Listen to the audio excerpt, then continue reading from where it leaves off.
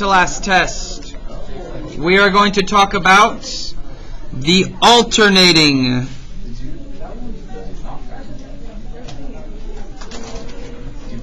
series test.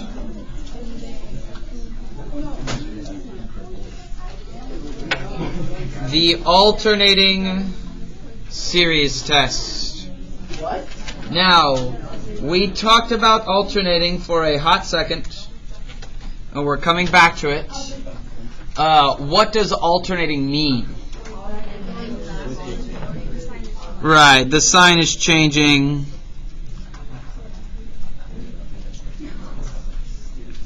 From negative to positive, or the opposite, positive and negative, and it goes back and forth as I'm going through there. We ran into it just a little bit, but do you remember what the thing that caused it to be alternating looked like? Oscillating. Negative 1. Right, it was negative 1 to the n, and I could have really any outgrowth of that. I could have negative 1 to the n plus 1, or I could have negative 1 to the n minus 1. All of these things cause a series to go back and forth between positive, negative, positive, negative, positive, negative. Everyone chill with that? Alright, so what the alternating series test says is if I have the summation from n equals 1 to infinity, and I have something, it doesn't always have to be this thing, sometimes it can change. I'm just putting that there for example. If I have an alternating part and then the leftovers. So I have the alternating thing and I have everything else that is with that series. The conditions on this one, if the leftovers are non-increasing,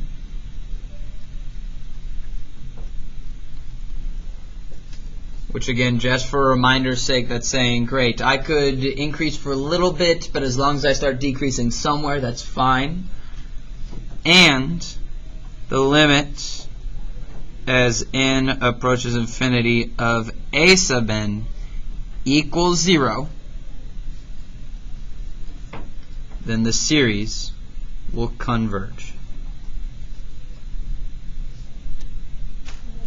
So if those two conditions are met, then my series will converge. Jacob, make sure you're paying attention, bud.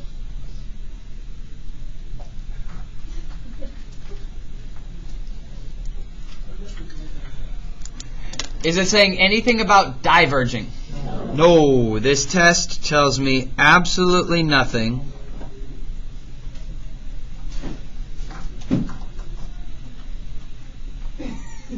Divergence. Doesn't tell me anything about diverging. It's just saying, great, I've identified this as an alternating series. Once I've identified it as an alternating series, I have a couple conditions that need to be met to see if it converges. We're going to have a sort of thinking problem come up in just a minute of what that means and how I can connect some things. So let's look at an example. Here's our first one. Example numero uno. Let's look at the summation starting at 1 to infinity of negative 1 to the n plus 1 times n, all divided by 3n squared minus 2.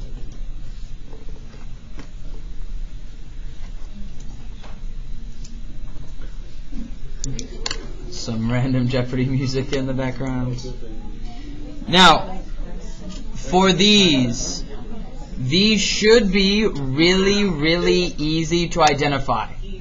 They should be really easy to target. To actually solve, that's up to you, but they should be very easy for, it's like you picking out a suspect in a lineup, and all of them are wearing like white shirts, and then there's one that says, "Here, I am the suspect" on his shirt. The reason it's saying that is this thing right here. Oh, cool highlighter. Thank you. That part right there is the part that's telling you, hey, this is going to go back and forth between a negative and a positive, negative and a positive. So I've identified this as an alternating series. The leftovers is what I'm going to look at. I'm going to take out the part that makes it alternating, and I'm just going to look at the stuff after it. So my leftovers are n over 3n squared minus 2. So those are my leftovers. That's my stuff left over after I took out the alternating part. Everyone see how I'm getting that part? So I need to check it. Is this non-increasing? Yes, because the bottom's Right, the bottom is way bigger than the top, squared and multiplied by 3. So this is going to get bigger in the bottom. Therefore, it's going to get smaller, smaller, smaller, smaller. This is non-increasing. Great. I have to look at the limit of this leftover stuff and see what's going on. So 3n squared minus 2. I plug an infinity to the top. It's going to give me infinity. Plug infinity to the bottom. It's also going to give infinity. So what rule do I need to use? Lope. L hop on over here. So this will be the limit as n approaches infinity. Derivative of the top is what? 1. Derivative of the bottom is 6n. So I can plug infinity again.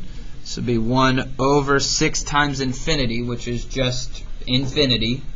1 over infinity, as I approach it, approaches what? 0. Bless you. Alright, great. It is non-increasing. The limit of the leftovers got 0. So what can you tell me about this alternating series? It converges. Converges by the alternating series test.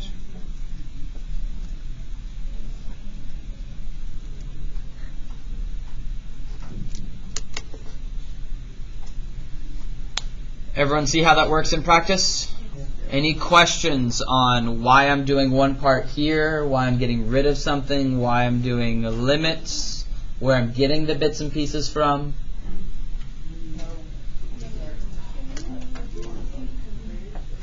Yeah, it's fine. C-O-N-V. I wouldn't get any further away from that. No, don't do that. Try this one on your own.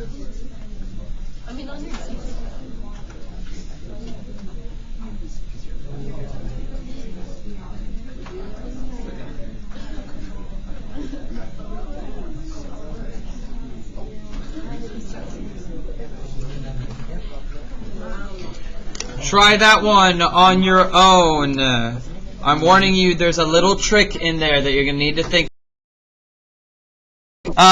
This is the alternating part. So the leftovers are n L n of 3n. I need to take the limit of this. Yes? So the limit as n approaches infinity, n over ln of 3n. Limit of the top is infinity. Limit of the bottom is also infinity. So I need to L-hop. Daniel, derivative of the top is what? Here's the weirder part. The derivative of the bottom, what is the derivative of a natural log function? Whatever's there, right? So this is 1 over 3n times the derivative of whatever was in there. So what's the derivative of what is in there? 3. It's a very small chain rule, but it's still there. So these cancel. I have 1 over n, which is just n, and this is the limit as n approaches infinity. And I get infinity All right. Put on smart people caps. I don't know what that is. I told you this doesn't tell you anything about divergence. This only tells you convergence. And the condition for convergence was it equals what? 0. It's not convergent. So we just know it doesn't converge. No, I think you have enough information to actually tell me. It diverges. Because it doesn't converge. Non-increasing, that one test that we just did. No. Because it's infinity. Because internal test. What does the nth term say? If it doesn't equal 0, it diverges. So, even though, right, this test and the nth term test go hand in hand, right? Because I'm taking the limit as n approaches infinity of the stuff. If it equals 0, then it's going to be converged by this. But anything that doesn't equal 0 will diverge by the nth term test. I don't understand this. Why can't you use one test that shows if it's converging or diverging? Because it's different. The nth term test covers a bunch of different things, where this test only covers alternating series, and if it doesn't, then it falls in the category, the bigger category of the nth term test. Yes, it will always end up being, if it's not equal 0, and technically, like, check this out, it's not equal to infinity, right, technically, because I took out the alternating part. Technically, it's equal to negative infinity or positive infinity, but either of those cases are still not 0, so it's still by the nth term test going to diverge as it's going through there. Cool? So this divergence. It could be something else. It could be some other number. But remember, the nth term test says if it's not equal 0, anything other than 0, it will diverge. Okay. Questions, comments, concerns about that? All right. One more thing I need to talk about. In the beginning we talked about 3 cases. And one of them we have not talked about until now, because it only makes sense for this test. When I'm looking at infinite series, they can do what? Converge or diverge. And on day 1, we also said something else. There's one other thing that they can sometimes do. They can conditionally converge. If you forgot about that, go back and look at your notes real quick. There was one other case where I said sometimes they'll converge, sometimes they'll diverge, and sometimes they only converge some of the time. That is called conditional convergence. Let's look at that and see what that means now. Summation from n equals 1 to infinity, negative 1 to the n over n. What type of series is this? It is alternating. So I'm going to eliminate the alternating part. A sub n now is 1 over n. It is non-increasing. I'm going to take the limit as n approaches infinity of 1 over n. It's going to be 1 over infinity, which is 0. Therefore, this series, right as I'm looking at it, nothing weird or chaos with it, does what? This converges. Okay, great. Now, unless I otherwise say, this is what you do normally. This is the standard. You're just saying converge or diverge. I have to specifically tell you, does this converge conditionally or absolutely? You only have to do what I'm about to do if I say those words. If you see converges conditionally, then you go down that route. You're not going to always do this. You only do it if I ask for it. The conditional convergence says, great, let's look at the exact same thing, and let's throw absolute value bars on it. And let's see if it converges all of the time, or maybe just some of the time does it converge. Not to insult your intelligence, but what do absolute value bars do?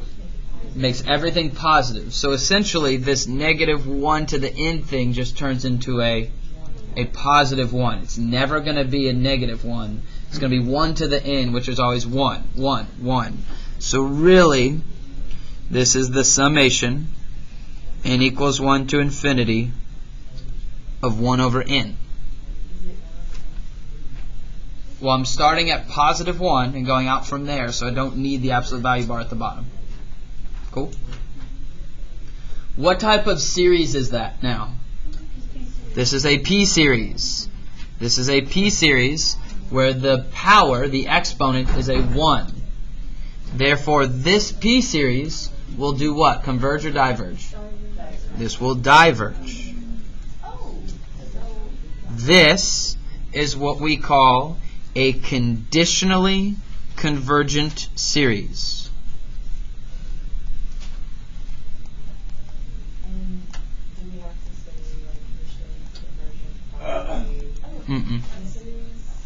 That would be as part of this. So we would say by the alternating series test and by p-series. You don't have to say in your conditionally convergent statement. So that's what I mean by conditionally convergent. It means, great, if I look at it normally, okay, cool, it converges. But if I throw absolute value bars on it and I only want the positive portion of this, then it's not going to converge. It's actually going to diverge. So this doesn't converge all the time. If I manipulate a little bit, I'm going to see that it actually diverges. So it's called conditionally convergent. And again, this, you only have to do this if I specifically ask for it. Don't think that you have to do this on every single problem. On every single problem, you're just looking at converge, diverge, converge, diverge. Only do this if I say, great, is it conditionally convergent or does it converge everywhere? Dig? Alright. I have some I want you to try on your own. Here they are. There are 7 of them. There are a couple that are fairly interesting. One of them you've already done. F you have already done. It's very similar, just one you've done. C is the one that I think is very interesting. So, try them.